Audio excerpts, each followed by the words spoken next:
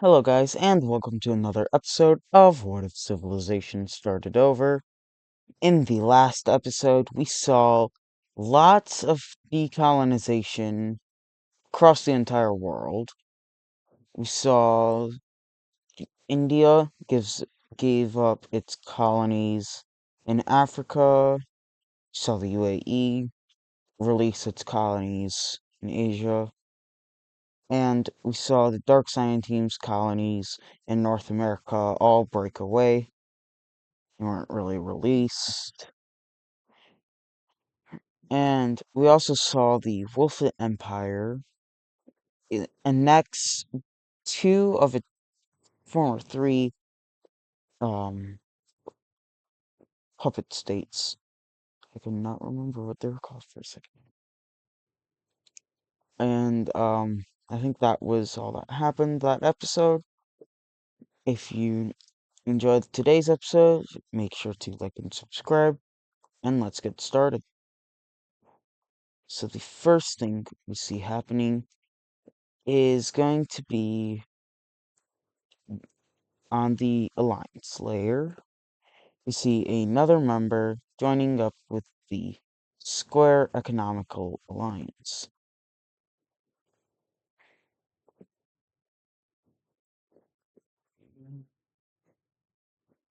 Just to the shape.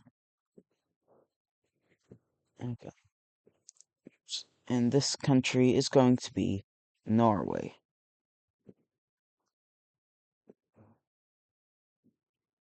We also see Greece joins up with the Star Economical Alliance. And the Light Science Team has been a member of it. I forgot to color, or I forgot to change it. So, now that that's happened, the Star Economical Alliance now has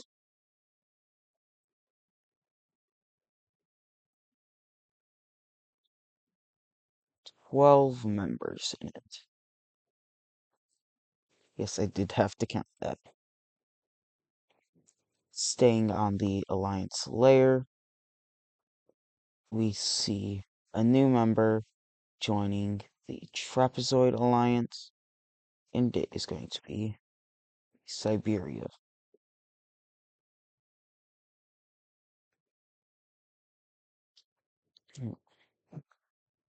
Next, we see, I believe, the first revolt in a colony happening. And this is going to be a large portion of the southern areas in the Scientines to kind of stick with the theme I've been doing.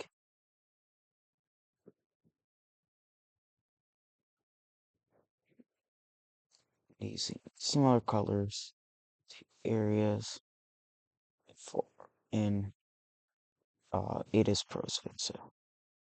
But we see all this land here breaking away from the Scientine. After this, all this land, and we see them start invading into the Scientine.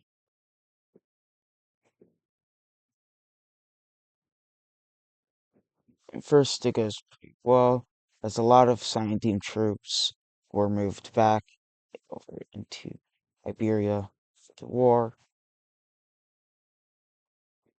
But once Scientine troops start arriving, these troops get pushed back quite a bit.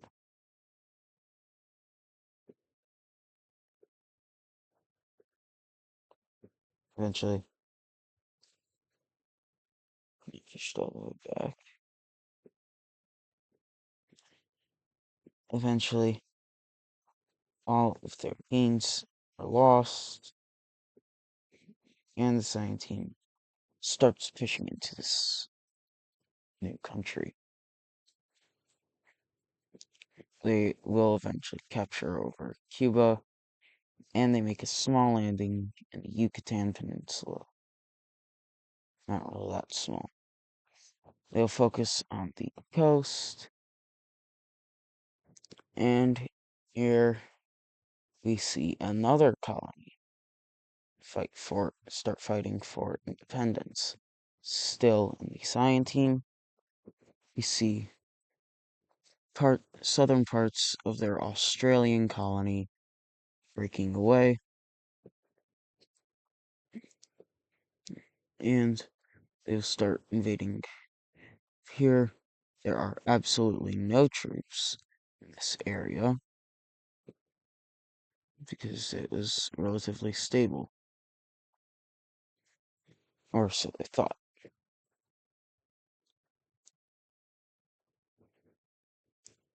Back over to this colony here, the Mexico American colony will be able to push back as now some troops are being sent out to fight in the Australian colony, and the Cyan team is kind of losing its influence in areas. We even see this pink country get involved in the war, making a pretty small push out to try and get some coastline. Eventually, they will capture all this land here. They also then push out slightly and try and give their capital some more area. And back over to the same country.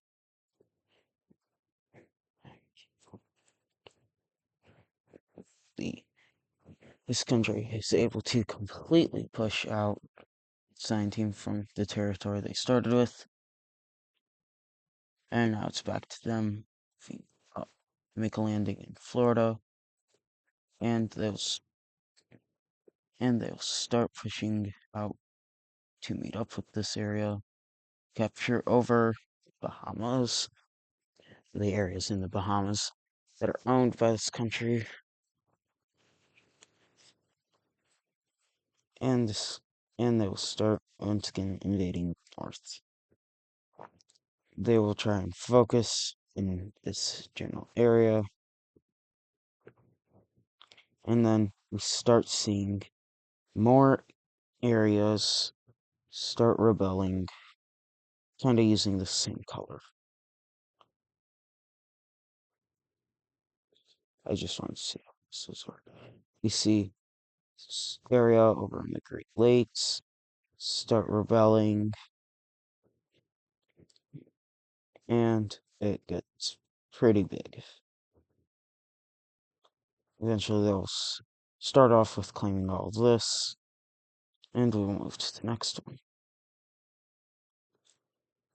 Next one is over in these northern areas. They'll start off claiming all this. Eventually, will move their claim to about all that. And the final one is right in the center, and it's something like that. And then see, Catalonia will get involved because this is their ally. Catalonia will try and invade into the one on the Great Lakes. But that's all they can really do. Down over here,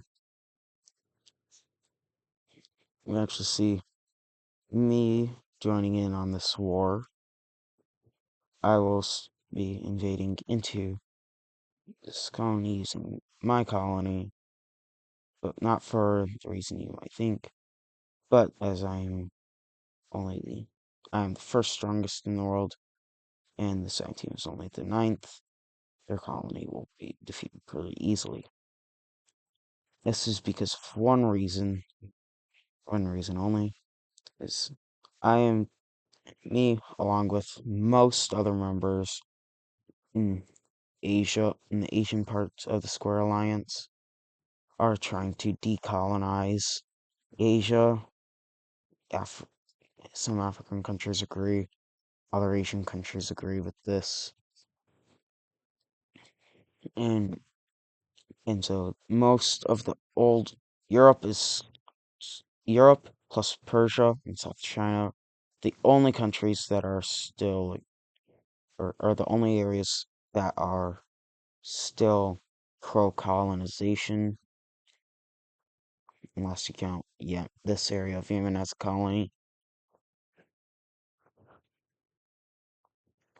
But something I should mention is I am fighting my own ally here. And something else I should mention is the sign team is owned by someone. It is not shown yet. I haven't put it in. Oh, I did put it in. I did change the color on that photo.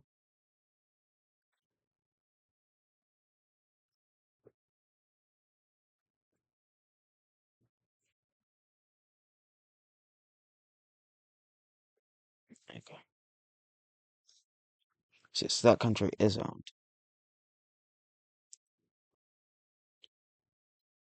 Mm, Back into this. Eventually, the sign team is going to be able to push into this country using some of the population it has, and this colony or this rebellion here will be fully pushed down, and they then start focusing in this up here. But they will also make a small invasion to this area, meeting up with Catalonia's army, and the war is kind of like mishmash. Eventually, more pushes into the Great Lakes breakaway are going to be made. Eventually, the entire north is captured,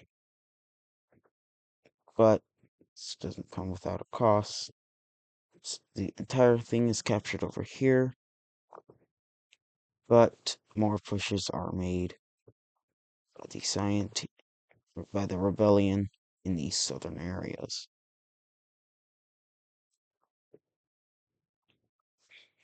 Eventually, the Cyan team is going to have to sit down, peace treaty with these two remaining rebellions, and let's see what that looks like.